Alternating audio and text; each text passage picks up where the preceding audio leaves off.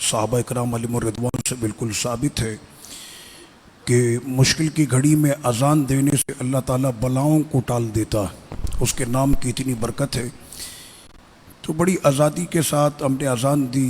ایک وقت ایسا بھی تھا کہ آقا علیہ الصلوۃ والتسلیم کے بہت سے ایسے لوگ کہ بڑی عقیدت سے دیکھا کرتے تھے کہ یہ بڑے اخلاق والے، یہ امانت والے، ان کا کردار دیکھو، ان کا اخلاق دیکھو، ان کا پیار دیکھو، ان کا انداز دیکھو۔ لیکن جیسے ہی آقا علیہ الصلوۃ والتسلیم نے یہ ارشاد فرمایا کہ میں اللہ کا نبی ہوں، میں اللہ کا رسول ہوں اور مجھ پر نبوت اتری ہے، تو آقا علیہ الصلوۃ والسلام نے فرمایا کہ ایک اللہ اور ایک رسول پر ایمان لے آؤ، تو وہی لوگ کہ جو ہاتھ باندھے سامنے عقیدت سے کھڑے ہوا کرتے تھے وہ ہاتھوں میں تلوار لے کر آ گئے۔ آقا علیہ الصلوۃ والسلام کے سامنے ایک بہت بڑا محاذ انہوں نے کھڑا کیا، اور سرور کونین صلی اللہ علیہ وسلم کہ جب چلا کرتے تو کبھی میرے سرکار کے اس گردن میں کہ جس کی خوبصورتی کو صحابہ اکرام نے اپنے لفظوں کے اندر جب بیان کیا کہ آقا کی گردن کتنی خوبصورت تھی، تو اس کے اندر انہوں نے رسے ڈالے اور آقا علیہ الصلوۃ والسلام کو سرور کونین کو انہوں نے گھسیٹا۔ کون کہ جو تمام نبیوں کے سردار ہیں، تمام نبیوں کے قائد ہیں، کہ جن کے صدقے اللہ نے یہ جہاں، یہ چاند سورج اور یہ سارا جہاں ہم کو عطا کیا، میرے سرکار کے قدموں میں پھر انہوں نے جو ہے وہ کانٹے بچھائے۔ آقا علیہ الصلوۃ والتسلیم کہ جب حرم شریف میں نماز پڑھنے کے لیے تشریف لائے تو سجدے کی حالت میں میرے آقا علیہ الصلوۃ والتسلیم کی پشت پر انہوں نے اوجھڑیاں ڈال دیں۔ سیدہ طیبہ جانے کائنات، جانے مصطفیٰ، خاتون جنت فاطمۃ الزہرا رضی اللہ عنہا میرے سرکار کی لخت جگر نور نظر یہ آئیں، اور بابا جان کو جب انہوں نے دیکھا کہ وہ باپ کہ جس نے قوم کو جینا سکھایا، وہ باپ کہ جس نے لڑکیوں کو زندگی عطا کی، وہ نبی کہ جس نے امت کو روشنی دی، وہ نبی کہ جس نے گناہوں کے دلدل سے نکال کر ان کو نیکیوں کے سمندر میں داخل کیا، آج اس نبی کی پشت پر انہوں نے وہ غلاظت ڈال دی تھی، تو وہ آقا علیہ الصلوۃ والتسلیم کی پشت سے اس نجاست کو اور غلاظت کو دور بھی کرتی، پانی سے دھوتی بھی اور آنسوؤں سے روتی بھی تھیں۔ تو اس وقت میں آقا علیہ الصلوۃ والتسلیم نے 6 لوگوں کا نام ذکر کیا، اور رب کریم کی بارگاہ میں یہ پہلا موقع تھا کہ میرے سرکار کے دست کرم اٹھے، اور وہ دست کرم کہ جس نے ہمیشہ اپنے دشمنوں کو بھی نوازا، اپنے پرائیوں کو بھی عطا کیا، لیکن آج انہوں نے جو یہ غلیظ حرکت کی تھی تو آقا علیہ السلام نے فرمایا کہ یا اللہ، ابو جہل تجھ پر، عتبہ تجھ پر، شیبہ تجھ پر، ولی تجھ پر، 6 کا نام میرے آقا علیہ الصلوۃ والتسلیم نے لے کر کہا کہ یا اللہ یہ 6 کے 6 یہ تیرے ذمے، تیرے حوالے۔ صحابہ اکرام علیہم الرضوان کہتے ہیں کہ اس روز جو سرکار نے دعا مانگی تھی جن کے لیے، وہ 6 کے 6 بدر میں بڑی ذلت اور رسوائی کی موت مارے گئے۔ آقا علیہ السلام نے اس وقت جن کے لیے فرمایا تھا۔ اس کے بعد پھر یہ سلسلہ تعذیب کا، اذیت کا، آزمائش کا یہ چلتا رہا، اور شمع رسالت کے وہ پروانے اپنے نبی کے گرد گھیرا کھڑے رہے۔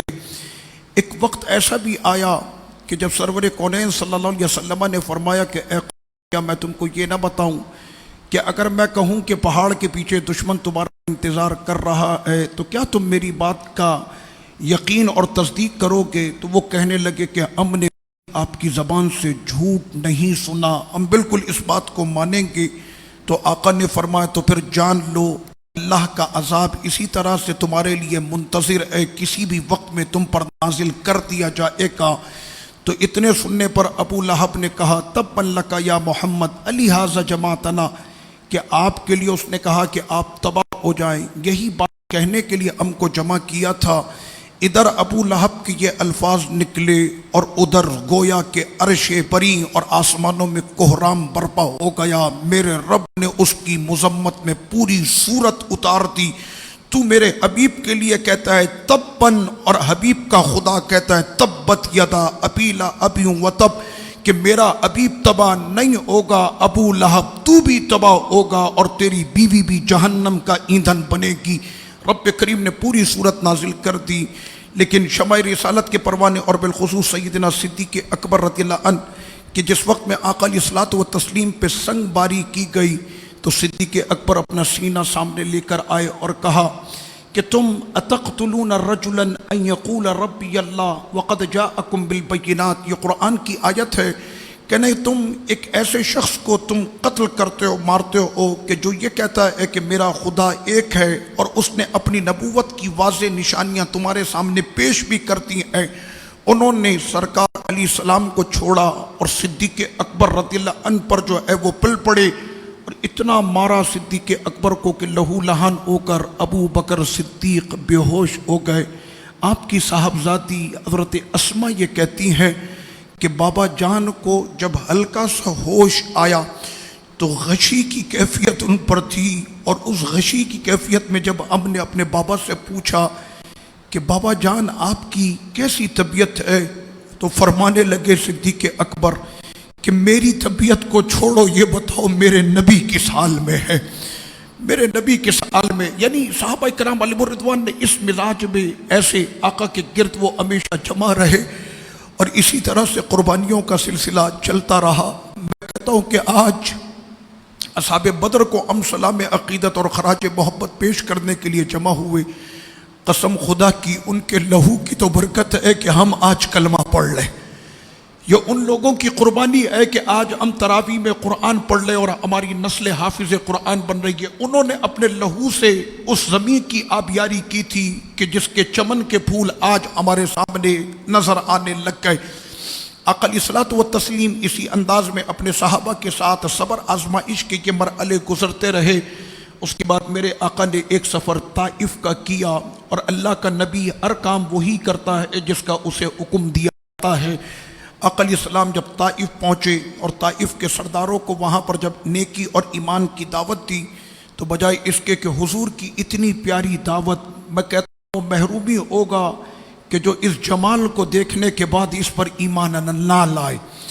یہ محروم شقاوت ان کے نصیب میں تھی، بجائے اس کے کہ حضور کی دعوت کو قبول کرتے انہوں نے اپنے اوباش جوان کھڑے کیے صفوں کے اندر، اور آقا علیہ السلام جب واپس پلٹے دعوت دے کر تو حضور کے قدموں پر انہوں نے پتھر مارنا شروع کیے۔ سرکار سے جب کسی نے پوچھا کہ یا رسول اللہ صلی اللہ علیہ وسلم آپ پر سب سے بھاری دن جو ہے وہ احد کا دن ہوگا کہ جب لخت جگر نور نظر چچا جان حضرت حمزہ کے بدن کے نہ جانے کتنے ٹکڑے کر دیے گئے، آپ کے کتنے پیارے اس دن جو ہے وہ جام شہادت نوش کر گئے، احد کا دن بڑا بھاری ہوگا، خود آپ کا رخسار جو ہے وہ لہو لہان ہوا اور آپ کا چہرہ جو ہے وہ خون سے بھر گیا۔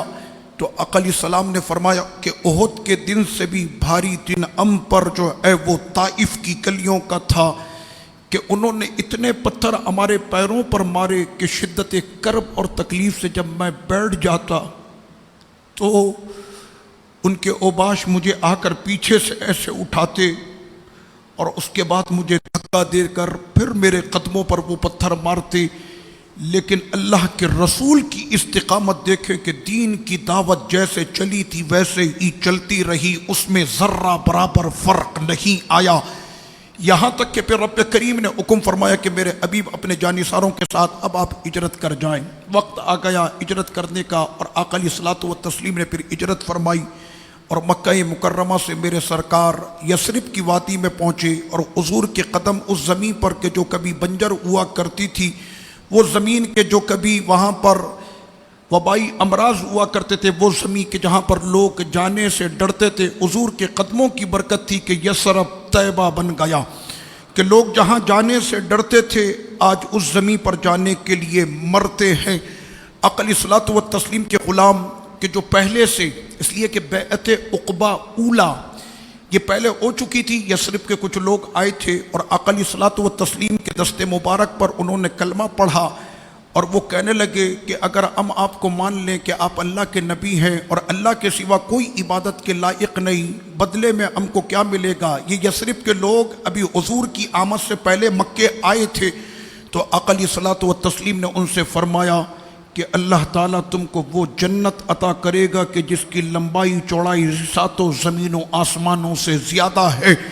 جیسے ہی حضور کا انہوں نے یہ فرمان سنا تو مارے خوشی کے وہ جھومنے لگے اور آپس میں ایک دوسرے کو مبارکباد دیتے ہوئے کہنے لگے کہ ہم نے سودا گھاٹے کا نہیں، ہم نے تو بڑے نفع کا سودا کر لیا۔ اور اس کے بعد یہ لوگ پہلے سے حضور کے استقبال کے لیے وہاں یثرب کی وادی میں پہنچ چکے تھے، اور ادھر آقا علیہ الصلوۃ والتسلیم صدیق اکبر کے ساتھ ہجرت کی، فاروق اعظم نے اپنے طور اعلانیہ ہجرت کی، عثمان غنی نے ہجرت کی، مولا کائنات نے، اور یہ سارے کے سارے جانثار ہجرت کر کے یہ جب پہنچے اور یثرب کی زمین کو طیبہ اور مدینۃ المنورہ، جب یہ اسلام کے نام پر یہ پہلی ریاست تھی کہ جو مدینے کے نام سے قائم ہوئی، مدینۃ المنورہ اسلام کے نام پر یہ پہلی ریاست بنی، اور آقا علیہ الصلوۃ والتسلیم اس ریاست کے بظاہر آپ ہی ساری ریاستوں کے بادشاہ اور مدینہ ریاست کے آپ یہ بادشاہ سرور کونین صلی اللہ علیہ وسلم ہیں۔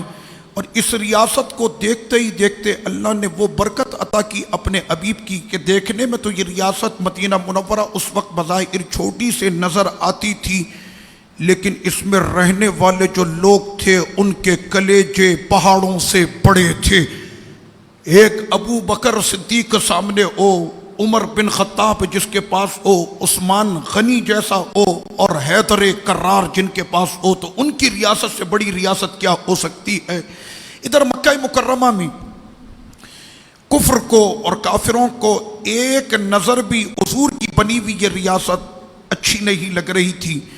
اگر کوئی مدینہ منورہ سے مکے کی جانب چلا جاتا اور ان کے ہاتھوں وہ پکڑا جاتا تو اس کو زرد و گوب اور اس کو پھر سلاخوں کے پیچھے دھکیل دیا جاتا اور قید و بند کی صعوبتوں میں اس کو ڈال دیا جاتا، اور ان کی طرف سے اگر کوئی آتا تو پھر مسلمان وہی اپنے اخلاق کا مظاہرہ کرتے کہ اسے جانے دیا کرتے۔ اسی طرح سے لیکن ایک بات ایسی تھی کہ مدینہ ریاست بننے کے بعد مکے کے جو کافر تھے ان کی نظروں میں وہ کھٹکنے لگی، اس لیے کہ مکے کے جتنے بھی لوگ تھے ان کی تجارت ہوتی تھی ملک شام سے، تو جب یہ شام سے واپس پلٹتے تھے تو راستے میں مدینہ منورہ آتا۔ شام کے راستے سے اگر آپ آئیں گے تو پہلے مدینہ منورہ، اسی لیے اہل شام کی جو میقات ہے وہ مدینہ منورہ ہے، تو شام سے آتے ہوئے پہلے مدینہ شریف آتا تھا اور اس کے بعد پھر یہ وہاں سے مکے جاتے تھے۔ ایک بہت بڑا قافلہ تیار ہوا تجارت کا، اور اس قافلے کو جو گائیڈ کر رہے تھے، کمان کر رہے تھے، وہ حضرت ابو سفیان رضی اللہ عنہ، اس وقت وہ ایمان نہ لائے تھے۔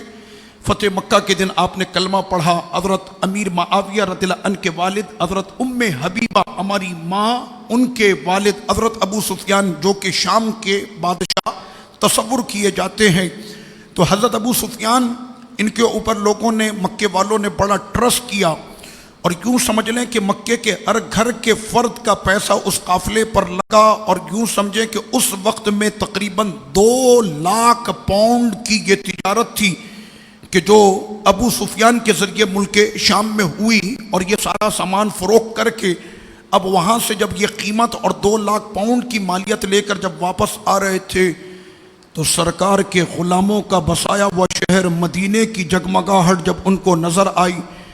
مومن تو آج بھی جب شہر مدینہ دیکھتا ہے تو اس کی آنکھوں میں آنسو آ جاتے کہ یہ وہ شہر ہے کہ جہاں سیدہ فاطمۃ الزہرا بھی ہے، ہماری ماں عائشہ صدیقہ بھی ہے، عثمان غنی، ابو بکر و عمر بھی یہیں پر ہے، اور سرکار کا بسایا ہوا یہ شہر ہے۔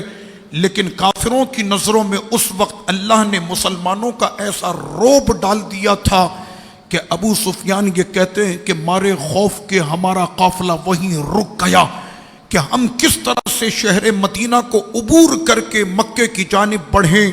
اب ہم میں اتنی طاقت نہیں تھی۔ بظاہر حضور کے وہ غلام کہ جن کے کھانے کا یہ عالم ہوتا کہ حضرت ابو ہریرہ رضی اللہ عنہ کو جب کسی نے دیکھا تو ان کا جسم اتنا نحیف، اتنا کمزور جسم کہ آپ ہڈیاں اگر دیکھیں تو ہڈی بھی ان کے بدن کی ایک ایک نظر آتی تھی، لیکن کسی کو کیا پتا کہ یہ ابو ہریرہ رب کی بارگاہ میں اتنا وزنی ہے کہ حضور کی سب سے زیادہ حدیثوں کا حافظ یہی ہے۔ یہ صحابہ کرام علیہم الرضوان کی اپنی ظاہری کیفیت ہوتی تھی کہ بدن پر پیوند والے کپڑے ان کے ہوتے تھے، اور جسم کی جو نقاہت ہے اور قلت طعام کی وجہ سے جو ان کی کمزوری کے بظاہر، لیکن اللہ نے اخلاص کے صدقے ان کو وہ دولت دی تھی کہ رسول اللہ کے دربار کے یہ ببر شیر ان کو ہر طرف سے غراتے ہوئے نظر آتے تھے۔ اتنا روب تھا مسلمانوں کا ریاست مدینہ کا۔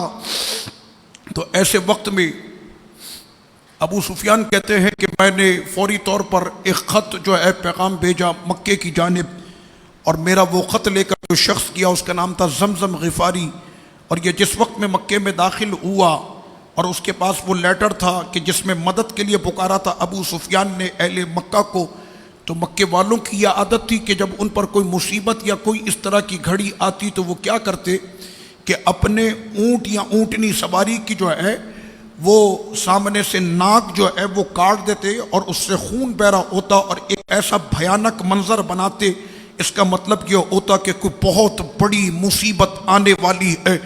تو اس طرح کا ماحول بنا کر زمزم غفاری جب مکے میں داخل ہوا تو گویا مکے میں ایک کوہرام مچ گیا، اور یہ وہ دن تھا کہ جس دن ابو جہل نے اپنی بڑائی کی بڑے بڑے جو ہے وہ ڈینگیں اس نے آکی تھیں قوم کے سامنے کہ میں یہ ہوں اور میں وہ، اور جیسے ہی اس کے پاس یہ پیغام پہنچا کہ پورے مکے والوں کا جو مال لگا ہوا ہے ابو سفیان کے پاس، اور وہ قافلہ جو ہے وہ ریاست مدینہ سے پہلے ٹھہر گیا، ان کو ڈر لگ رہا ہے کہ اگر قافلہ لٹ گیا تو پورے مکے کی جو ثروات ہے مال ہے وہ سارا کا سارا لٹ جائے گا، لہذا فوری طور پر ابو سفیان کی مدد کے لیے پہنچا جائے۔ ابو جہل نے جیسے ہی یہ لیٹر پڑھا تو اس نے پڑھتے ہی کہا کہ فوری طور پر مکے کے تقریباً کچھ 40 سرداروں کو اس نے جمع کیا، اور سارے قوم قبیلے کے سردار جب جمع ہوئے تو یہ طے پایا کہ یقیناً ہم ابو سفیان کی مدد کو پہنچیں گے، اور انہوں نے پھر اپنا لشکر تیار کیا۔ ان کے لشکر 950 کے قریب ان کے لڑاکا تھے، ان کے جو لشکر کے لڑاکا تھے وہ 950 تھے، اور اسی طرح سے ان کے پاس تقریباً کوئی 700 کے قریب گھوڑے تھے، اور اسی طرح سے اونٹ اور ہاتھی، یہاں تک کہ یہ روزانہ 15 اونٹ ذبح کر کے کھاتے تھے۔ اتنا گوشت اپنے ساتھ لے کر جب یہ نکلے تو اس مقام پر جب یہ پہنچے، ابھی بدر کی وادی کے قریب یہ پہنچنے والے تھے کہ ان کو اطلاع ملی ابو جہل کو کہ ابو سفیان پورے قافلے کے ساتھ بما ساز و سامان کے، بغیر کسی خطرے کے، بغیر کسی رکاوٹ کے یہ مدینے سے گزرتے ہوئے یہ مکے پہنچ چکا ہے۔ تو اس ٹائم پر جو وہاں پر قافلے کے اندر اور جو سردار تھے انہوں نے سمجھایا ابو جہل کو کہ جب ہمارا مال سامان پہنچ گیا تو اب ہمیں بھی یہیں سے واپس پلٹ کر چلے جانا چاہیے، لیکن آج ابو جہل کو اس کی موت کھینچ کر لے آئی تھی۔ اس کو کیا پتا تھا، وہ اپنے 950 کے لشکر کی طاقت کے نشے میں وہ دھت چلتا چلا جا رہا تھا۔ سرداروں نے سمجھایا اسے کہ ابو جہل تو واپس پلٹ جا، کہنے لگا نہیں، اب جب میں یہاں تک پہنچ گیا ہوں تو اب میں مسلمانوں کی یہ ریاست جو بنی ہے، جو میری نظروں میں ہر وقت کھٹکتی ہے، میں اس کی اینٹ سے اینٹ بجاؤں گا اور اس ریاست کو ختم کر کے ہی میں واپس یہاں سے جاؤں گا۔ لشکر کو اور آگے بڑھایا جائے۔ یہ تو ہو گئی ایک طرف کی بات، اور دوسری طرف شمع رسالت کے پروانے جو اپنے نبی کے نغمے گا رہے تھے، اپنے نبی کی نعتیں پڑھ رہے تھے، قصیدے پڑھ رہے تھے، آقا علیہ الصلوۃ والتسلیم نے آج اپنے غلاموں کو بلا لیا۔ یہ حضور کے غلام ڈرپوک نہیں تھے، یہ کمزور نہیں تھے، یہ تو بس کہتے تھے کہ ہمارا نبی اپنی پلکوں سے اشارے کرے تو ہم اپنی گردنیں خود سے کاٹ کے پیش کر دیں۔ ایسے وہ غلام حضور کے سرکار نے آواز دی، سارے پہنچ گئے، انصار بھی آ گئے، مہاجرین بھی آ گئے۔ انصار وہ کہ جو مدینے والے شروع سے ہیں ان کو انصار کہتے ہیں، اور جنہوں نے مکے سے ہجرت کی، حضور کے فرمان پہ اپنا سب کچھ چھوڑا اور سرکار کے پیچھے جو چلے گئے ہجرت کرنے والے، ان کو کہتے ہیں مہاجرین۔ تو انصار بھی جمع ہوئے، مہاجرین بھی جمع ہوئے۔ تو آقا علیہ السلام نے پہلے مہاجرین سے پوچھا، اور مہاجرین میں سب سے زیادہ چمکتا ہوا چہرہ جس کا تھا وہ یار غار، یار مزار صدیق اکبر کا تھا، فاروق اعظم کا تھا۔ حضرت عمر بن خطاب مکے کی زندگی میں چونکہ عمر کی جو طبیعت اور فطرت تھی وہ سختی کی جانب تھی۔ عمر بن خطاب کیا ہر وقت ان کا ہاتھ تلوار کے دستے کی جانب بڑھتا تو آقا فرماتے عمر ٹھہر جا ابھی وقت نہیں آیا، عمر ٹھہر جا ابھی وقت نہیں آیا۔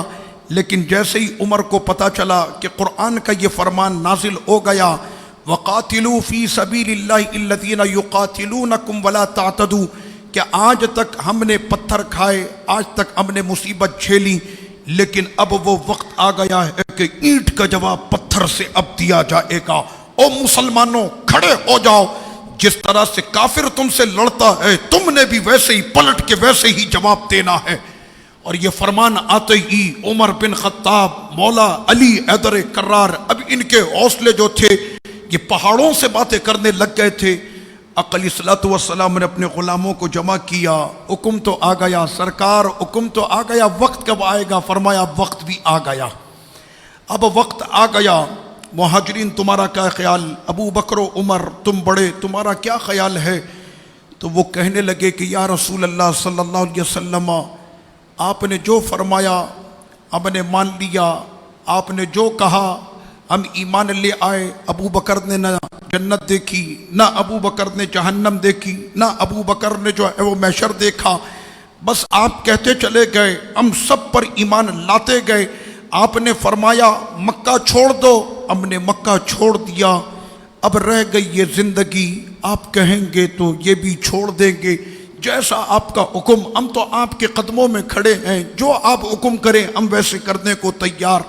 آقا علیہ الصلوۃ والتسلیم کو پھر انہوں نے یہ بھی کہا کہ یا رسول اللہ صلی اللہ علیہ وسلم، ہم وہ قوم نہیں کہ جیسے بنی اسرائیلیوں نے کہا تھا اپنے نبی موسیٰ علیہ السلام کو کہ اے موسیٰ جاؤ تم اور تمہارا خدا، وہ جا کر لڑے گا فرعون سے، ہم نہیں جاتے، ہم تو یہ کہتے ہیں کہ ہمارے نبی کے قدم میں اگر کانٹا بھی چبھے تو اس سے پہلے ہم اپنے آپ کے لیے موت گوارا کرنا پسند کرتے ہیں، ہم نہیں چھوڑ کر جائیں گے اپنے نبی کو۔ آقا آپ جیسا حکم کریں۔ اچھا، بڑی جو تعداد تھی وہاں پر وہ انصار مدینہ کی تھی، یعنی جو زیادہ عوامی کثرت تھی وہ انصار مدینہ کی تھی۔ تو انصار مدینہ کے جو سردار تھے حضرت سعید رضی اللہ عنہ سے آقا علیہ السلام نے فرمایا کیا بات ہے کہ انصار مدینہ کی طرف سے کوئی جواب نہیں آ رہا؟ یہ ذہن میں رکھیے گا، یہ سارا عمل میرے نبی کا اتمام حجت کے لیے تھا، ورنہ حضور کے در کا خادم ہے جبریل، اگر آقا صرف اسی کو اشارہ کر دیتے تو ابو جہل کے اس لشکر کو اپنے ایک پر پہ اٹھا کے کہاں پھینکتے جبریل پتہ بھی نہیں ہوتا۔ یہ تو سارا اتمام حجت کے لیے سرکار کر رہے تھے کہ کبھی تم پر اس طرح کے آزمائش کے وقت آئے تو تم نے وہی کردار ادا کرنا ہے کہ دیکھو تمہارے نبی نے اس وقت میں کیسے مشورہ کیا، کیا کردار ان کے جانثاروں نے ادا کیا۔ انصار مدینہ، سعید تمہارا کیا خیال ہے؟ وہ اتنی دیر سے ابو بکر کو سن رہے تھے، عمر کے جذبات دیکھ رہے تھے، حیدر کرار کا مچلنا دیکھ رہے تھے، کہنے لگے یہ تو پہلے ہی اپنا سب کچھ اپنے نبی پہ قربان کر چکے، ہم تو مدینے میں ہی ہیں، اپنے شہر میں ہی ہیں، اپنے آبا اجداد کے ساتھ اپنے گھر میں ہی ہیں۔ تو ان مہاجرین کے جو سب کچھ لٹانے کے بعد بھی ان کے جذبات پہاڑوں سے زیادہ بلند ہیں، ہم تو اہل مدینہ، پھر ہم اپنے نبی کو کیا جواب دیتے؟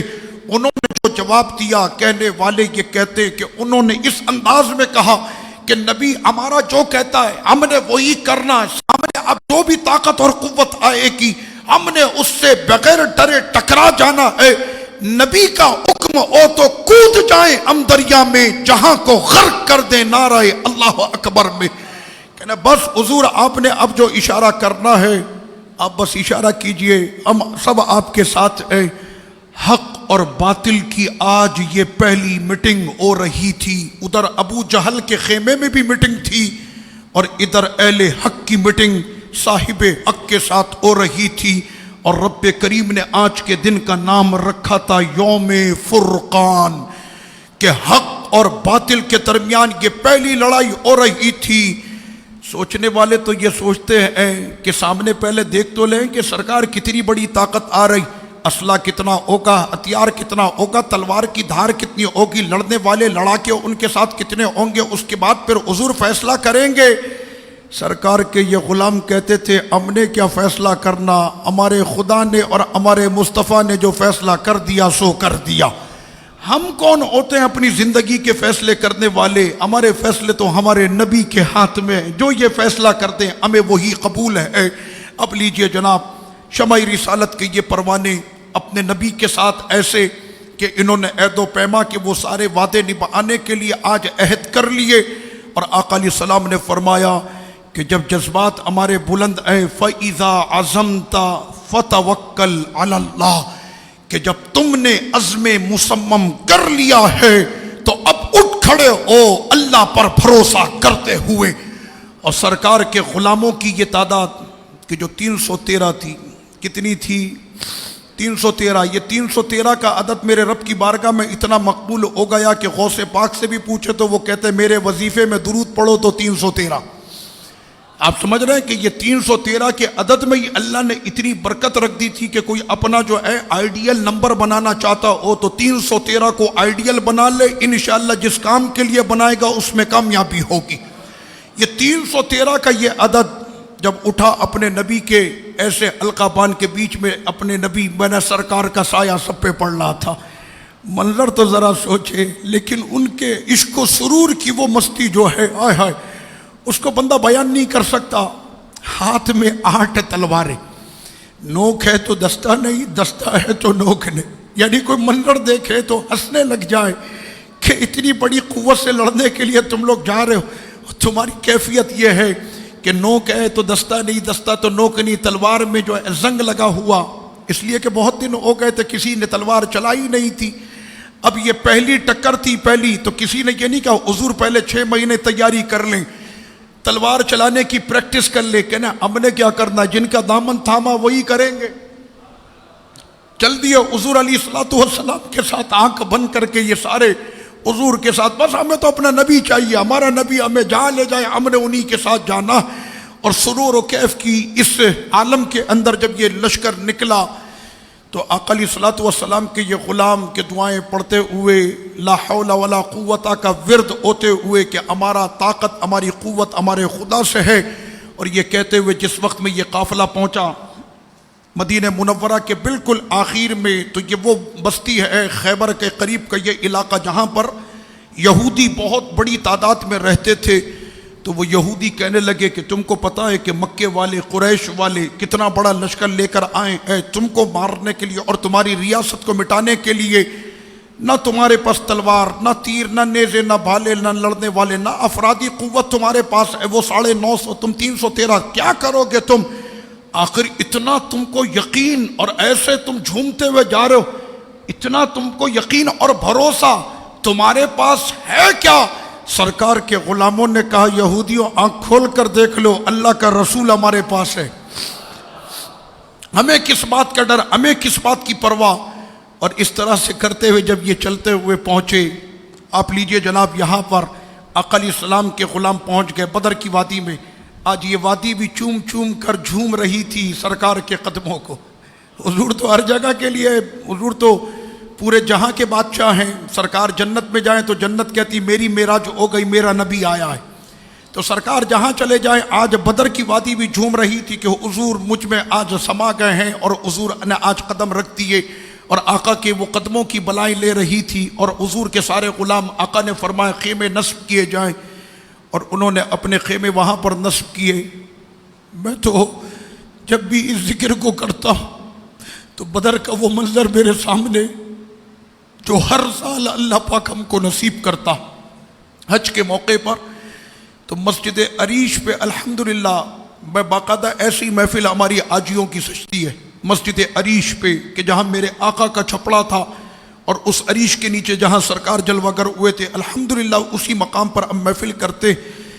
آقا علیہ الصلوۃ والتسلیم اسی مقام پر جب تشریف لائے، غلاموں نے دیکھا کہ ہمارے نبی پر سورج کہیں اپنی تپش نہ کرے، انہوں نے آقا علیہ الصلوۃ والسلام پر ایک عریش ڈالا، عرشہ بنایا۔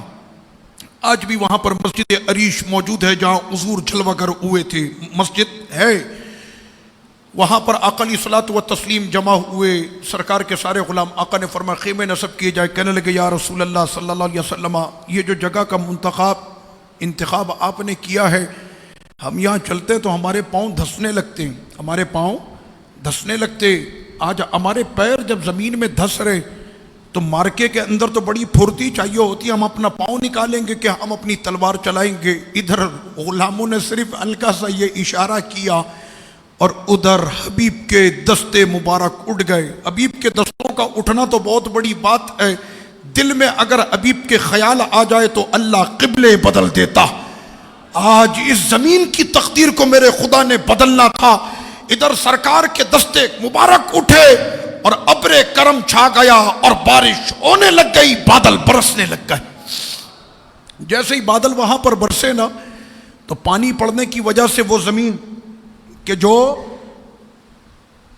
دھس رہی تھی اب اس پر پاؤں جمنے لگے، اور کافروں کے خیمے جہاں پر نصب تھے وہ پتھریلی زمین تھی، جہاں پر ان کے پاؤں جم رہے تھے اب پھسلنے لگے۔ اور بدر کے میدان میں اللہ کی یہ پہلی مدد تھی،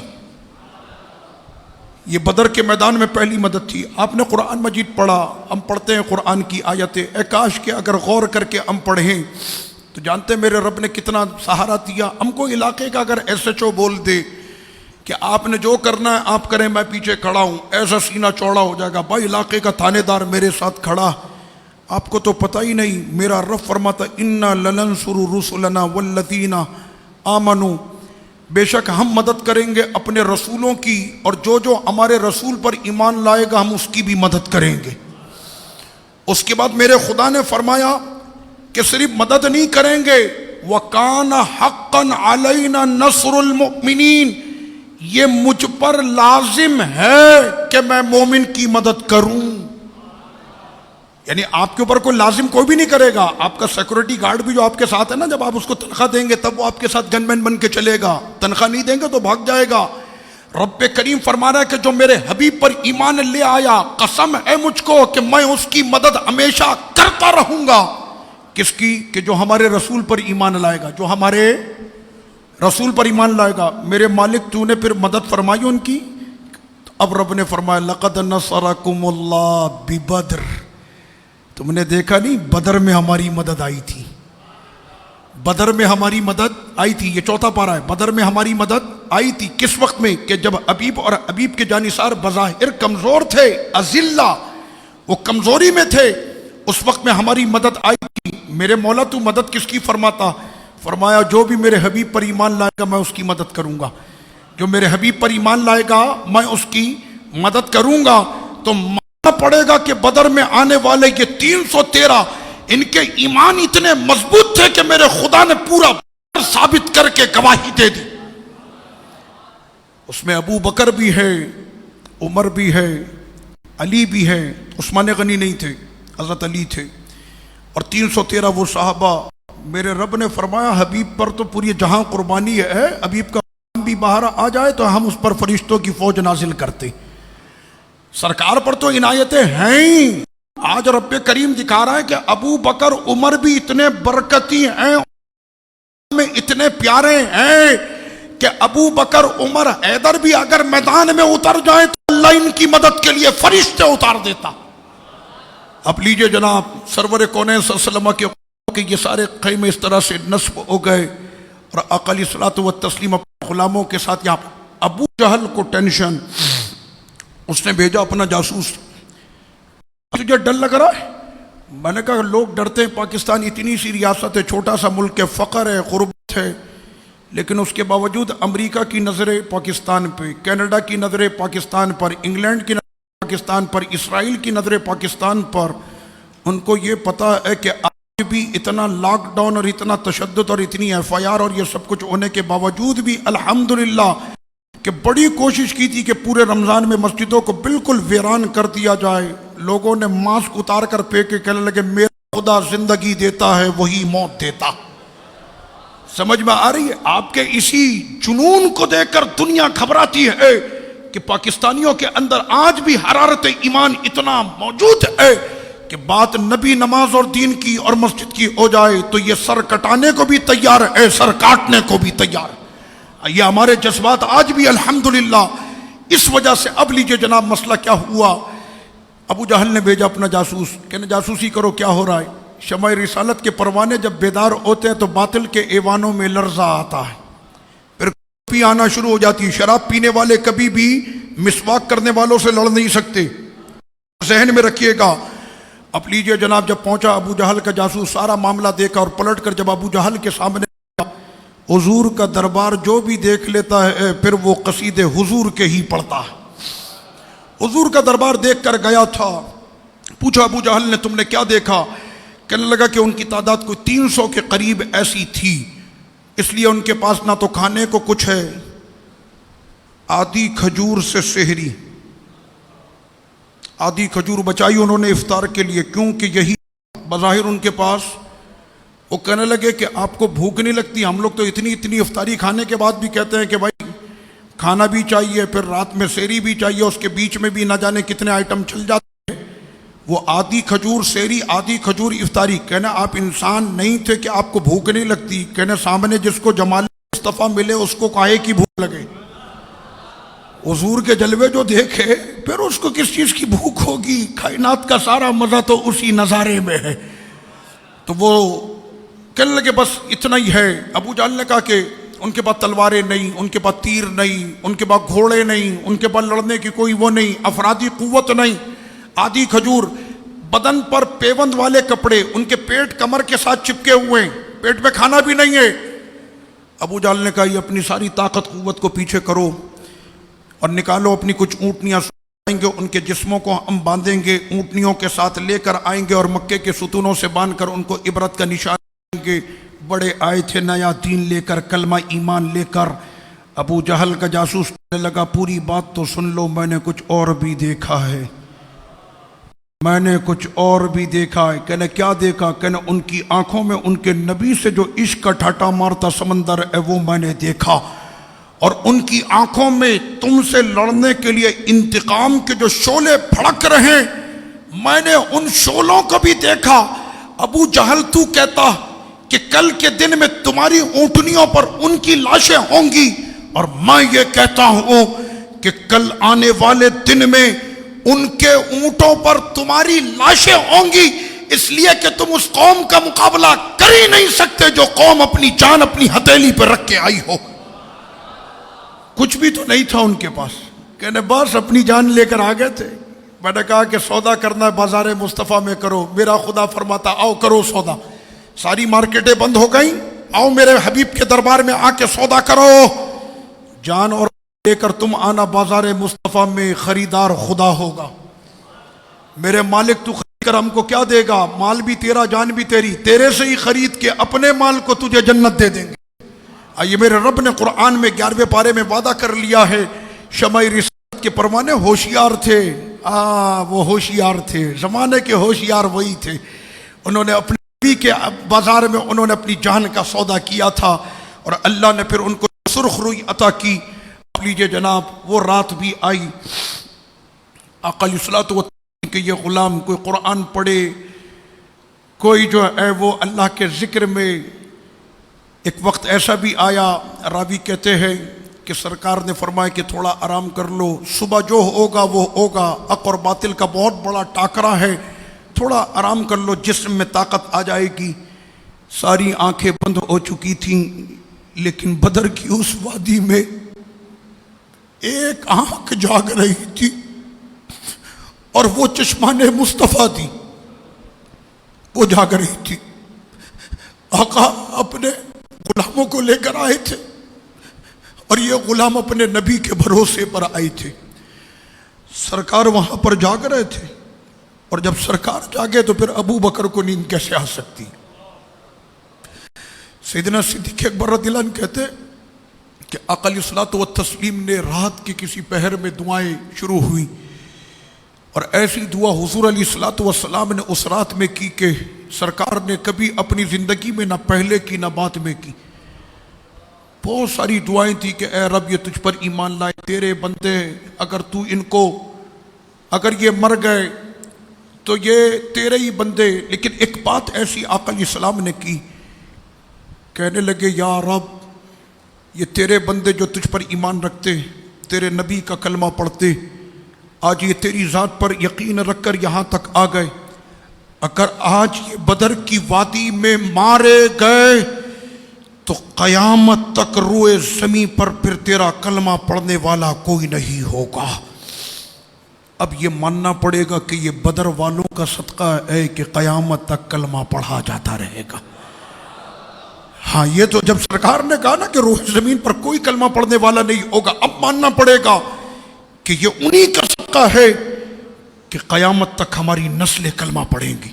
میرے آقا نے یقین دلا دیا قیامت تک نسلیں کلمہ پڑھیں گی، اور آقا علیہ الصلوۃ والتسلیم کی چادر جو ہے وہ سر انور سے سرکتی، وہ چادر کے جس کو لینے کے لیے کبھی میری ماں خدیجۃ الکبریٰ سیدہ زہرا سے کہتی ہے کہ آقا سے کون اپنی چادر دے دے، خدیجہ اسے اپنا کفن بنانا چاہتی۔ امیر معاویہ کہتے ہیں کہ میں نے آقا کو کبھی 11,000 درہم کی چادر، یمنی چادر میں نے کبھی حضور کو دی تھی، جیسے ہی حضور نے اپنے کاندھے پر رکھی کسی نے کہہ دیا حضور بڑی پیاری لگ رہی ہے، کہنا یہ لے تیرے لیے۔ سرکار کے دربار آقا میں نہ لا ہے نہ حاجت اگر کی ہے، وہاں کیا جود و کرم ہے شہ بتا تیرا، نہیں سنتا ہی نہیں مانگنے والا تیرا، کبھی نہیں کہا ہی نہیں، آقا نے دے دی چادر۔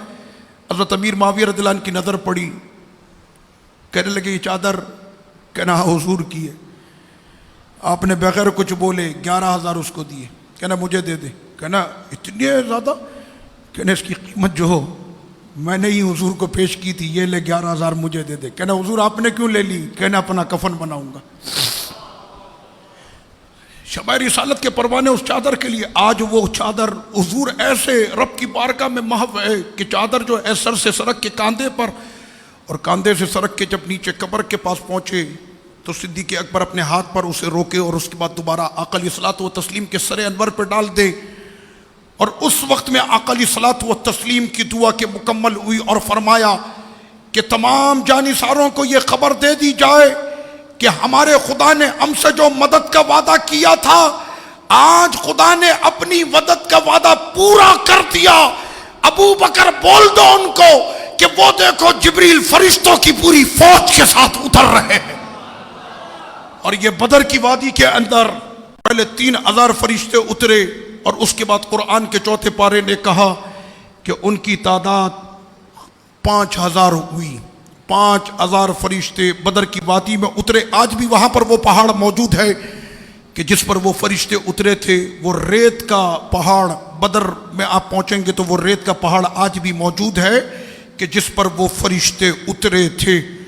اور آپ کو میں بتا دوں ان فرشتوں نے اس روز پیلا امامہ باندھا ہوا تھا، سب پیلا امامہ باندھ کر آئے تھے۔ فرشتے جتنے بھی تھے بدر میں وہ سارے میرے مرشد حضور تاج الشریعہ مفتی محمد اختر رضا خان ازہری رحمۃ اللہ علیہ، ان کو میں نے دیکھا بہت زیادہ پیلے رنگ کا امامہ باندھتے تھے۔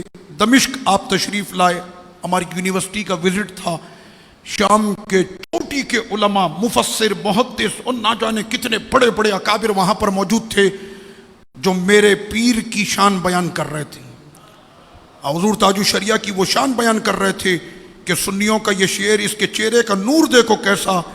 تو وہیں پر ایک شخص بہت بڑے محدث مفسر ہیں وہاں کے، انہوں نے کہا، کہنے لگے کہ میں ہمیشہ یہ سوچتا تھا کہ بدر میں پیلے امامے میں فرشتے اترے تھے تو کیسے لگ رہے ہوں گے، آج جب میں نے شیخ اختر رضا کو دیکھا پیلے امامے میں، جب اس کا جمال ایسا ہے تو فرشتوں کا جمال کیسا ہوگا۔ تو بدر کی وادی میں جب یہ سارے اترے، آقا علیہ الصلوۃ والتسلیم نے اپنے غلاموں کے ساتھ اب سب بندی کروائی۔ یہ ہمیں سمجھاتے ہیں جناب ایس او پیز، آصف بھائی بھی بار بار اعلان کرتے ایس او پیز پر یہ ہوگا، ایس او پیز پر۔ میں نے کہا ان کو کیا پتا ایس او پیز ہوتی کیا، ایس او پیز پہ تو عمل ہی ہمارا ہے، ایس او پیز پر عمل ہے ہی ہمارا، ہم ہی تو عمل کرتے۔ کہنے اعتکاف کے اندر ایس او پیز کا معاملہ ہوگا اور اس کے اندر آئسولیشن کا مسئلہ ہے اور فاصلہ رکھا جائے۔ میں نے کہا اعتکاف کے اندر تو ہوتا یہی ہے کہ ایک بندہ ایک کونا لے کر بیٹھ جاتا پھر وہیں پر 10 دن اپنے خدا کی یاد میں رہتا، آپ سمجھ رہے ہیں، اس کو پھر کوئی واسطہ نہیں ہوتا کسی سے۔ تو یہ صرف ایک کرنے کا بہانہ، اور کافر بڑا خوش ہوتا ہے کہ جس وقت میں آپ کی مسجد بند ہو قیمت اس کی بہت بڑی ملتی ہے، دین بیچنے کی قیمت بہت بڑی ملتی ہے۔ یہ صرف اس وجہ سے سرور کونین صلی اللہ علیہ وسلم نے اپنے غلاموں کو فرمایا سب بندی کی جائے۔ آئے ہائے، اسلام آپ کو بتا رہا ہے ایس او پیز کیا ہوتا ہے، اور لڑائیں گے بھی نا، گردن بھی کٹانی ہے، لیکن اس کے اندر بھی ایس او پیز پوری ہوں گی۔ جو ہے طریقہ کار اسی طریقے کے ساتھ کھڑا ہوا جائے گا۔ سب بندی کے درمیان میرے آقا علیہ الصلوۃ والتسلیم کے دستے مبارک میں ایک چھڑی تھی، اور آقا علیہ السلام اس چھڑی سے اشارہ کر رہے تھے، ایسے تم آگے تم پیچھے۔ صحابی کھڑے ہیں اور ان کا شکم جو ہے وہ تھوڑا سا صف سے باہر آ رہا۔ آقا علیہ السلام نے ان کے شکم پہ مارتے ہوئے کہا پیچھے ہو، وہ پیچھے ہو گئے۔ آقا علیہ السلام آگے بڑھے تو انہوں نے پیچھے سے کہا، کہنے لگے یا رسول اللہ صلی اللہ علیہ وسلم مجھے قصاص چاہیے، مجھے قصاص چاہیے۔ آقا نے فرمایا کس بات کا قصاص؟ کہنے لگے حضور آپ نے چھڑی جو میرے پیٹ پر ماری ہے مجھے تکلیف ہوئی ہے، میں اپنی تکلیف کا قصاص چاہتا ہوں۔ اتنا بولنا تھا کہ تلواریں نکلنے کی آوازیں آنے لگ گئیں، اور صحابہ کے گویا ایک کوہرام برپا ہو گیا پوری جماعت صحابہ میں۔ اس کی جرت کیسے ہو گئی؟ لڑائی تو بعد میں ہوگی، پہلے اس کی گردن اتارتے، اس نے ہمارے نبی سے قصاص مانگ لیا۔ آقا علیہ السلام نے فرمایا ٹھہر جاؤ، سب ٹھہر جاؤ، اس کا حق ہے۔ اگر میری چھڑی سے آپ دیکھ رہے اخلاق، آپ دیکھ رہے احتیاط، آپ دیکھ رہے اسلام کے ایس او پیز کہ انہوں نے سرور کونین سے کہہ دیا کہ مجھے قصاص چاہیے۔ آقا علیہ السلام نے فرمایا تجھے قصاص چاہیے، یہ میرا شکم ہے، آجا مار لے۔ آقا علیہ السلام سے کہنے لگے کہ جب آپ نے مجھ کو مارا تھا نا تو میرے اس جگہ پر کپڑا بھی نہیں تھا۔ آئے ہائے، یعنی اس کیفیت میں وہ آئے تھے نا سارے کہ کہیں پر کپڑے بھی پھٹے ہوئے، پیبند لگی ہوئی ہے، مست اپنے نبی کے ساتھ کھڑے ہوئے۔ آقا علیہ السلام نے اپنے شکم مبارک سے جیسے ہی اپنی جو ہے وہ کرتے مبارک کو جیسی اٹایا، سرکار کا یہ غلام پیچھے سے آئے اور آقا سے لپٹ گئے اور حضور کے شکم کو چومنے لگا، اور حضور کے پورے جسم سے لپٹ کے حضور کو چومنے لگ گیا۔ آقا علیہ الصلوۃ والتسلیم نے فرمایا او دیوانے یہ کیا کر رہا ہے؟ تو تو مجھ سے قصاص میں چھڑی مارنا چاہتا تھا اور اب تو میرے جسم کے ساتھ ایسے لپٹ گیا۔ کہنا حضور آگے کا دیکھا کس نے ہے، نہ جانے یہ جمال پھر دیکھنے کو ملے نہ ملے۔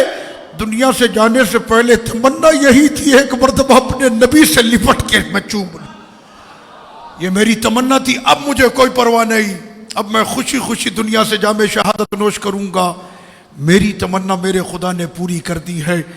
آقا علیہ الصلوۃ والتسلیم کے یہ غلام جب میدان میں اترے، سامنے اتنا بڑا 950 کا لشکر تھا، یہ روزے کی حالت میں کھڑے تھے، لیکن جس وقت میں آ کر کھڑے ہوئے اور ادھر 950 کا لشکر، ولید تھا، ولید ایسے حضور علیہ السلام کی جانب گھور کے دیکھ رہا تھا۔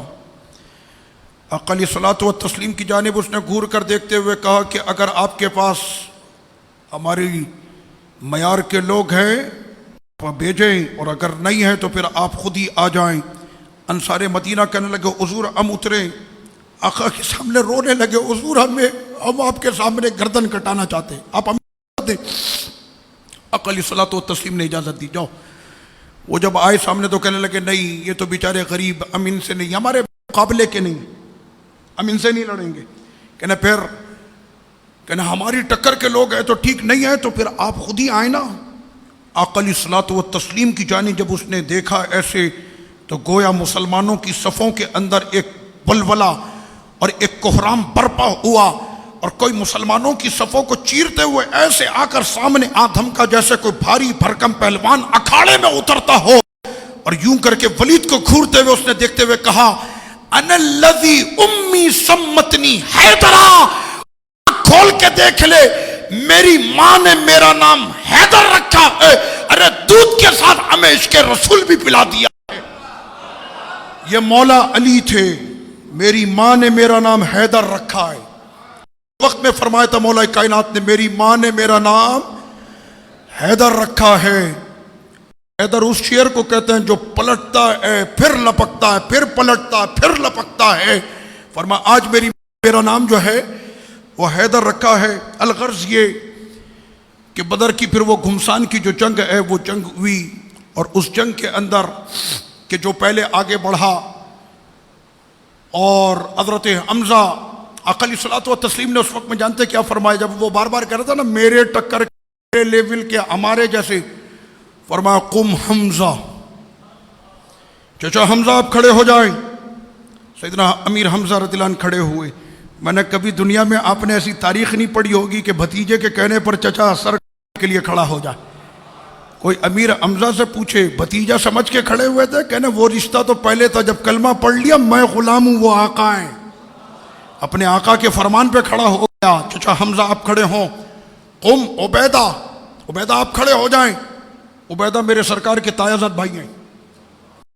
قم علی، چچا زاد بھائی، اپنے خاندان کو میرے آقا نے کھڑا کیا، یہ اہل بیت کھڑے ہو رہے ہیں، سرکار کا خاندان کھڑا ہو رہا ہے۔ کہنا اب ہو گئی ٹکر، بنی ہاشم تیرے سامنے کھڑے۔ کیا نور ہوگا بنی ہاشم کے وہ شہزادے جب سامنے ایسے صف میں آ کر کھڑے ہو گئے، اور اس کے بعد جو بھی سامنے آتا گیا، حیدر کرار کی تلوار ذوالفقار آج جب حرکت میں آ رہی تھی تو پھر غیب سے پھر صدائیں ہوتی ہیں علی کے جیسا جوان نہیں اور ذوالفقار کے جیسے تلوار کوئی بھی نہیں ہے، اور وہ سب کو کاٹتے چلے گئے۔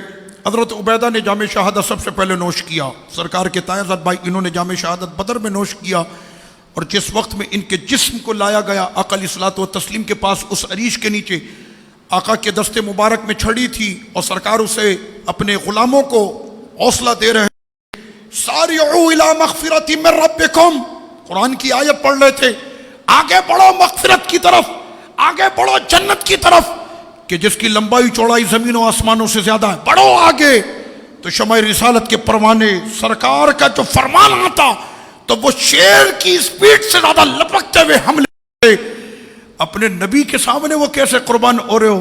ایک بات میں یہیں پر روک کر عرض کروں، ناموس رسالت کے مسئلے میں میں نے کچھ چیزیں دیکھی، یہ باتیں ذہن میں آتی ہیں کہ حضور کے سامنے شمع رسالت کے پروانے کیسے لپک رہے ہوں گے۔ ہم نے تو آج 1400 سال کے بعد حضور کے غلاموں کو سڑکوں پر دیکھا کہ اس کے گولی لگی، سامنے کا منظر ہے، گولی لگی اس کو، اور ایسے کر کے خون یہاں سے آیا، اور اس کے بعد بھی وہ کہتا تھا لبیک یا رسول اللہ، یعنی میں نے کہا 1400 سال کے بعد بھی گولی لگنے کے بعد وہ کہتا ہے لبیک یا رسول اللہ۔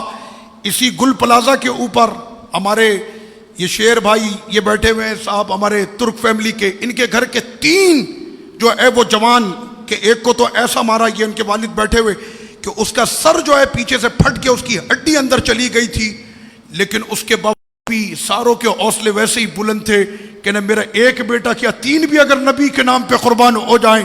تو میں نے کہا کہ جب آج حضور کے عشق میں ایسے باپ موجود ہیں تو پھر ان کے عشق کا عالم کیا ہوگا، کہ جو بدر کی وادی میں کھڑے ہوئے تھے اپنے نبی کے ساتھ، اور آقا علیہ الصلوۃ والتسلیم کے یہ غلام قربان ہوتے گئے۔ جس وقت میں لائے عبیدہ کو، ان کی سانس کبھی آتی کبھی چلی جاتی، آقا علیہ الصلوۃ والتسلیم سے ایسے مسکرانے لگے، کوئی یہ نہیں او کچھ نہیں، سامنے جلوہ مصطفیٰ ہو تو پھر اس سے موت کا کیا پتہ، پھر تلوار کی ضربیں اس پر کیا اثر کریں گی، سامنے جمال مصطفیٰ۔ بندہ تو تمنا کرتا ہے کہ یا اللہ جب ہمیں موت آئے تو سامنے جمال مصطفیٰ، حضور کا جمال دیکھنے کے بعد پھر کسی کو کوئی موت وغیرہ کی تکلیف کا پتہ بھی نہیں چلتا۔ آقا علیہ الصلوۃ والتسلیم سے وہ کہنے لگے کہ یا رسول اللہ صلی اللہ علیہ وسلم، میرا اگلا ٹھکانہ کیا ہو، میں تو پہلا جا رہا ہوں، پہلا والا جا رہا ہے تو پہلا پوچھ رہا ہے کہ کہاں پہنچوں گا ابھی۔ آقا نے فرمایا او پیارے جاتا ہے چلا جا، جنت الفردوس تیرا ٹھکانہ ہے، ابھی ہماری ملاقات ہوگی جنت الفردوس میں تیرے سے، اور یہ جام شہادت نوش کرے۔ جنگ اسی طرح سے کوہرام مچا ہوا تھا، اور اس کے اندر حضرت عکاشہ آقا کی بارگاہ میں کہنے لگے یا رسول اللہ صلی اللہ علیہ وسلم دیکھیے، لڑتے لڑتے میری تلوار ٹوٹ گئی، اتنے لڑے اتنی ماری انہوں نے تلواریں ٹوٹ گئی۔ میرے آقا نے وہیں سے اپنے ہاتھ کی چھڑی ایسے اچھالی عکاشہ کی طرف، عکاشہ نے ایسے ہوا میں اس ٹہنی کو پکڑ کے جب کافر کی گردن پہ گھمایا، ہاتھ میں تو لکڑی تھی، کافر کی گردن پہ پڑی تو وہ تلوار بن چکی تھی۔ حضرت عکاشہ کہتے ہیں پھر میں نے ساری زندگی اس ٹہنی کو سنبھال کر رکھا، گھر میں لاتا تھا تو ٹہنی ہوتی تھی، گھر میں آتا تھا تو وہ تلوار ہوتی تھی۔ ساری عمر پھر میں نے اسی سے جہاد کیا۔ حضرت عکاشہ کے ساتھ پھر حضرت عبد الرحمن بن عوف، وہ عشرہ مبشرہ، وہ بھی کھڑے۔ میں نے کہا جن کو دنیا میں ہی جنت مل گئی ہو، آج تو وہ کہہ رہے تھے کہ بس فٹافٹ اپنی پراپرٹی میں پہنچنا ہے۔ ساری جنتیں پہلے لے کر بیٹھے ہوئے ہیں نا، کہنے پراپرٹی میں پہنچنا۔ حضرت عبد الرحمن بن عوف کہتے ہیں اسی تلواروں کی جھنکاروں میں مجھے محسوس ہوا کہ کسی نے میرے پیر کو چھیڑا۔ میں اپنے مد مقابل سے لڑتے ہوئے میں نے ایسے نظر ڈالی، تلواروں کی جھنکاروں میں دیکھا دو ننھے سپاہی کھڑے ہوئے ہیں اپنے نبی کی عزت پر پہرا دینے کے لیے، چھوٹی چھوٹی تلواریں لے کر۔ کہنے لگے کہ چچا عبد الرحمن یہ بتاؤ کہ اس میں ابو جہل کون ہے؟ وہ تم کیا کرو گے ابو جہل کا؟ تمہارا کیا بگاڑا؟ کہنا ہمارا ہی تو سب کچھ بگاڑا ہے، ہم نے یہ سنا ہے وہ ہمارے نبی کو گالیاں دیتا۔ کہنا تم آج پھر کیا کرو گے؟ کہنا ہم تو اپنے گھر سے کر کے اسی کو ہم نے ڈھیر کرنا ہے، ہم تو اسی کو ڈھیر کرنے کے لیے آئے ہیں، بس آپ کا کام آیا کہ بتانا۔ کہنا ہاتھوں میں تلوار کی مہارت، بازو کی قوت، تم اتنے سے تم اس سے لڑو گے کیسے؟ چچا عبد الرحمن ہماری ماؤں نے ہم کو دودھ کی گٹی کے ساتھ عشق رسول کی گٹی بھی چٹا دی تھی، ہمیں کیا پرواہ؟ کہنے لگے وہ جو سامنے لڑتا ہوا نظر آ رہا، کہنا بس تمہارا کام بتانا، باقی کام ہمارا۔ اور دونوں گئے، اور اس کے بعد ابو جہل پر جو انہوں نے تلوار چلانا شروع کی، گویا کہ اس پر بجلی بن کے کڑک کر جو برسنا شروع ہوئے، تو سیکنڈوں کے اندر ہی ابو جہل کو انہوں نے زمین پہ ڈھیر کر دیا تھا، مار کے کر دیا تھا۔ اور بھاگے بھاگے آئے نبی کی بارگاہ میں عریش کے پاس، کہنے لگے حضور میں نے آپ کے دشمن کو مار دیا۔ دوسرے نے کہا حضور میں نے آپ کے دشمن کو مار دیا۔ سرکار نے فرمایا دونوں اپنی تلواریں لاؤ۔ دونوں لائے تو ان دونوں پہ خون لگا ہوا تھا۔ آج میرے آقا نے ان کو اپنے دربار کا تمغہ عطا کیا کہ میں تم دونوں سے راضی ہوں، تم دونوں نے اللہ رسول کے دشمن کو مار دیا، میں تم دونوں سے راضی۔ میں نے کہا یہ ہیں وہ بچے کہ جن کی ماؤں نے اپنے بچوں کو بتایا تھا کہ عشق رسول ہوتا کیا ہے، اور اس کے بعد پھر یہ سلسلہ اسی طرح سے اپنے اختتام کو پہنچا۔ کفار بہت سے مارے گئے، سردار ان کے مارے، بہت سے ان کے قیدی بنے، اور مسلمان بھی تقریباً اس میں 14 جام شہادت نوش کر گئے۔ نام آج بھی بدر کی زمین پر، وہاں پر ان کے نام سب کے سب وہاں پر لکھے ہوئے ہیں۔ عبیدہ کا نام سر فہرست وہاں پر ہوا، اور اس طرح سے یہ مارکا اپنے اختتام کو پہنچا۔ اقلی صلاۃ و تسلیم نے فرمایا کہ جاؤ، جا کر مدینے والوں کو یہ اطلاع دے دو کہ مسلمان یہ جنگ جیت گئے۔ 2 صحابی نکلے اور شہر مدینہ پہنچے۔ راستے میں یہودیوں کی دکان آئی تو انہوں نے کہا منع کیا تھا مت جانا، صرف 2 ہی بچے نا، منع کیا تھا مت جاؤ، مارے گئے سارے۔ مسلمانوں نے کہا ہاں 2 ہم سارے کے سارے بچ گئے، دین بھی بچ گیا، ایمان بھی بچ گیا، کلمہ اور اسلام بھی بچ گیا، اور ہم یہ جنگ جیت چکے ہیں۔ کہنا ہم ماننے کو تیار نہیں۔ وہاں سے ایک یہودی آ رہا تھا جو بدر کو دیکھتے ہوئے آ رہا تھا۔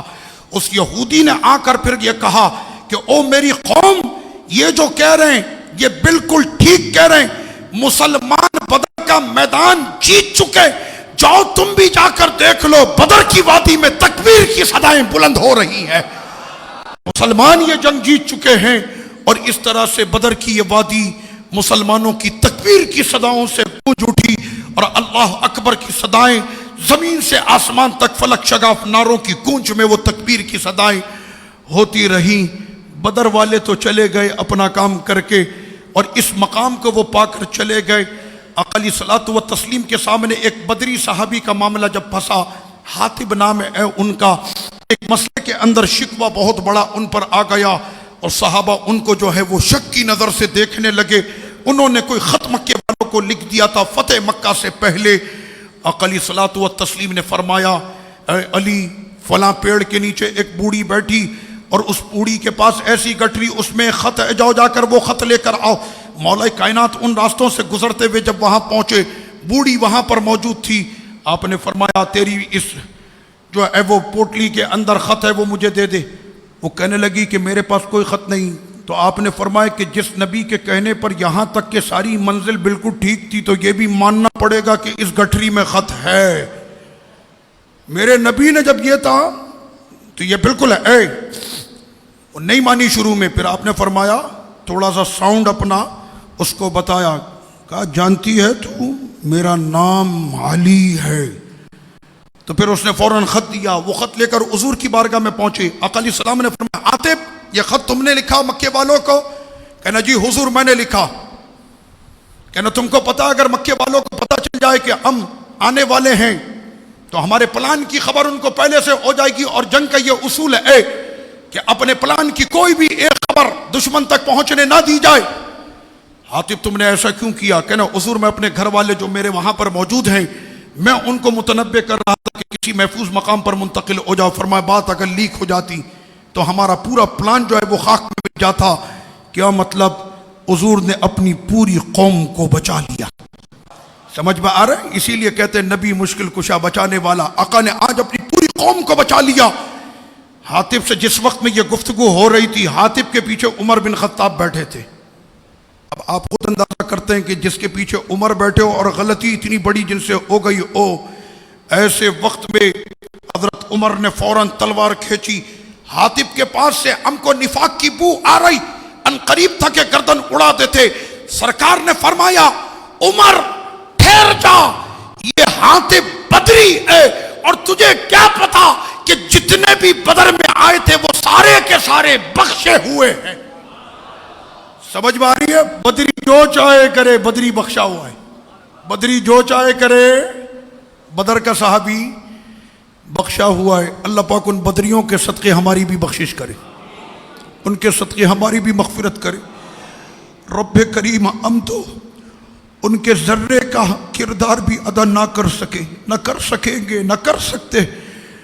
مالک بس ان سے محبت کا دعویٰ کرتے، اسی دعوے کے صدقے میں ہمارا خاتمہ بھی ان کے ساتھ کر دے، ہماری مشکلوں کو آسان کر دے، ہمارے بیماروں کو اچھا کر دے، ہماری مشکلوں کو آسان کر دے، ہماری تمام بگڑے ہوئے کاموں کو سنوار دے، ہمارے ملک کے حالات کو بہتر کر دے، ہمارے ملک کو رونقوں سے بھر دے. غریبوں کی مولا کریم حاجت روائی فرما. مولا کریم ہم نے آج ان بدریوں کے صدقے تیری بارگاہ میں اپنے ہاتھ اور جھولی پھیلائی ہے. جس طرح تو نے ان بدریوں کی مدد کی تھی، مالک ہماری بھی مدد فرما. ہر مشکل میں آسانی دے دے، ہمارے گناہوں کو معاف کر دے، ہماری خطاؤں کو معاف کر دے. ہمارے ایام مغفرت میں ہم سب کی مغفرت کر دے. ہمارے میں جن کو کہ ماں باپ اب قبر میں جا چکے، آج ان بدریوں کے صدقے میں ان سب کی مغفرت کر دے، سب کی بخشش کر دے. رب کریم ہم سب کو اپنے خزانے غیب سے بے حساب عطا کر دے. مولا کریم جو تیرے بخشے ہوئے بندے ان میں ہمارا نام شامل کر دے. ہمیں جو بے اولاد ہے ان کو نیک صالح اولاد دے دے، اور ہماری اولادوں کو صالح بنا دے، حافظ بنا دے، قاری بنا دے، عالم بنا دے، دین کا خادم بنا دے، اور سب سے بڑھ کر قیامت تک اپنے حبیب کے در کا وفادار بنا دے. رب کریم ہم چلے بھی جائے تو ہماری نسلیں تیرے محبوب کے در کے چوکیدار بنے رہے.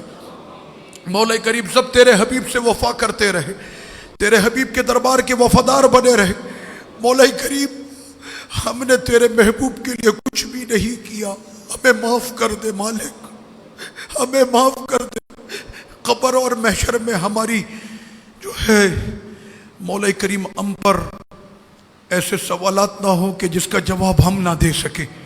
اے مالک ہمیں بچا لے ایسے سوالوں سے، ہم سے وہ کام لے لے جس سے تو راضی ہو جائے، تیرا حبیب ہم سے راضی ہو جائے، حبیب کے جانثار راضی ہو جائے، بدر والے ہم سے راضی ہو جائے.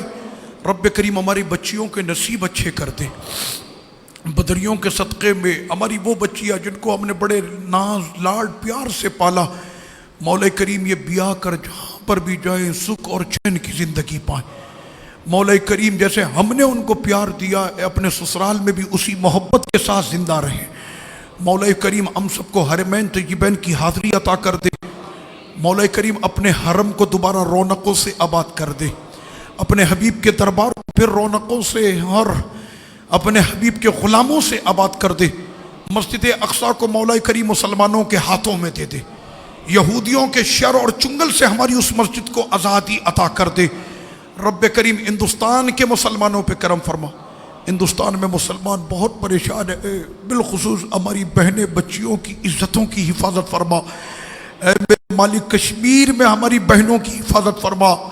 ہمارا کوئی بھی نہیں، ہمارا کوئی نہیں مالک، یہ پوری کفر کی دنیا اکٹھا ہے، ہمارا سب کچھ تو ہے، تیرا محبوب ہے۔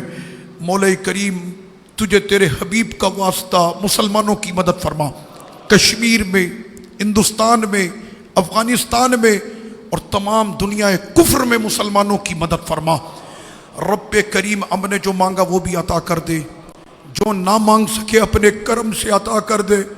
اے مالک پھر ہم تیری بارگاہ میں کہہ رہے کہ جس طرح سے وہ مسکرا کر جنت الفردوس میں جا رہے تھے بدر کی وادی میں، مولا بغیر کسی آزمائش کے ہمیں بھی بدریوں کے قدموں میں جگہ دے دے، بدریوں کے سائے میں ہمارا محشر فرما، بدریوں کے سائے میں ہمارا محشر فرما۔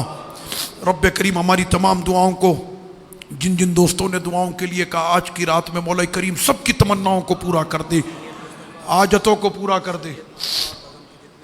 سید مصطفیٰ ہمارے بزم کے ساتھی اور جتنے بھی بزم کے ساتھی دنیا سے چلے گئے سب کو غریق رحمت فرما۔ اس مسجد کے جتنے معاونین رہے دنیا سے چلے گئے مولا سب کو غریق رحمت فرما۔ ہمارے استاذ محترم قبلہ مفتی صاحب کو صحت تندرست کے ساتھ عمر دراز عطا فرما، ان کا سایہ ہمارے سروں پر تا دیر قائم اور دائم فرما۔ مولا کریم ہم سب پر اپنا خاص فضل و کرم فرما، ہماری مسجد کے ساتھ، ہمارے مدرسے کے ساتھ، ہمارے دارالعلوم کے ساتھ، بچوں کے ساتھ کسی نے اگر ذرے کا بھی تعاون کیا ہے مولا آج بدریوں کے صدقہ ان کو عطا کر دے، مالک اپنے کرم سے سب کو عطا کر دے۔ ہماری خالی جھولیاں، خالی آنکھ تیرے دربار میں اس ایمان کے ساتھ ہم نے پھیلائے کہ ہمارا مالک بدریوں کی مدد کرتا ہے اور جو بدریوں سے محبت کرتا ہے ان کی بھی مدد کرتا ہے۔ مولا ہماری دعاؤں کو اپنی بارگاہ میں نبی، آل نبی، اصحاب نبی اور بالخصوص اہل بدر کے صدقے ہماری دعاؤں کو اپنی بارگاہ میں قبول فرما۔ وصلی اللہ وسلم علی سیدنا محمد وعلی آلہ وصحبہ اجمعین برحمتک یا ارحم الراحمین۔ صلاۃ و سلام۔ مصطفیٰ جان رحمت پلا ہو سلام، شمع بز میں ہدایت پلا ہو سلام، مصطفیٰ جان رحمت پلا ہو سلام، شمع بز میں ہدایت پلا ہو سلام، جی سوہانی گھڑی چمکا طیبہ کا چاند، جی سوہانی گھڑی چمکا طیبہ کا چاند، جی سوہانی گھڑی چمکا کا چاند، اس دل افروز ساتھ بیلا ہو سلام، جانے ساران بدر و احد پر درود، جانے ساران بدر و احد پر درود، جانے احد پر درود، جانے ساران بدر احد پر درود، حق گزاران بیعت پلا ہو سلام، غوث اعظم امام موتوں کا ونوں کا، غوث اعظم امام موتوں کا ورنوں کا، غوث اعظم امام موتوں کا ورنوں کا، جلوہ شان قدرت پہ لاکھوں سلام، کاش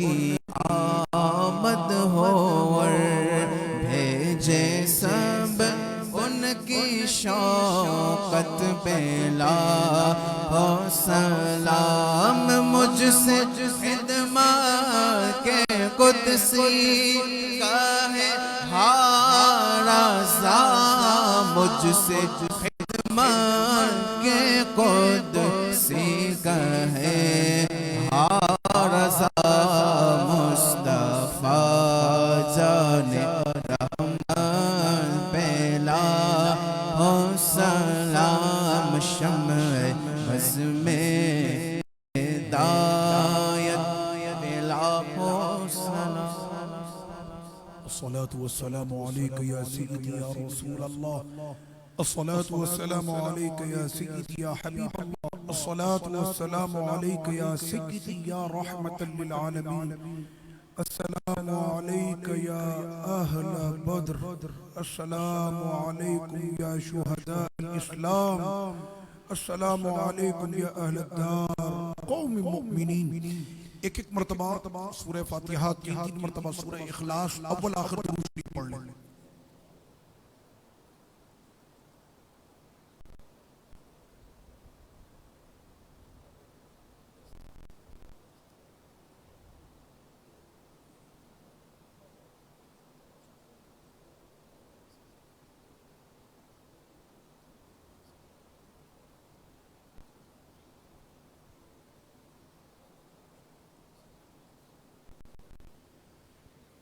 اللهم صل على سيدنا ونبينا ومولانا محمد وبارك وسلم